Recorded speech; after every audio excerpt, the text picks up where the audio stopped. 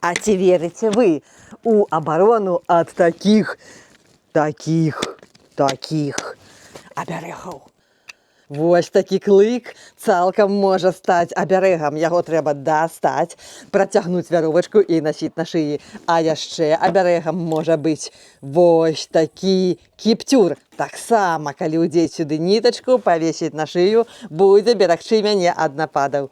Яшчэ могуць быць абярэгі так званыя зооаморфныя. Самыя папулярныя з іх гэта абярэгі-амулецікі ў выглядзе змейкі. Вось такія вужыкі маглі быць абярэгамі. Адзяваеш сабе на пальчык, і вуж цябе беражэ. А на плоце вакол хаты вядзьмаркі на кожным слупе па чэрапу вісіць, і вочы па начах свецяцца. Як вы думаеце, чаму так любілі гэтыя косці нашыя магі і чараўнікі?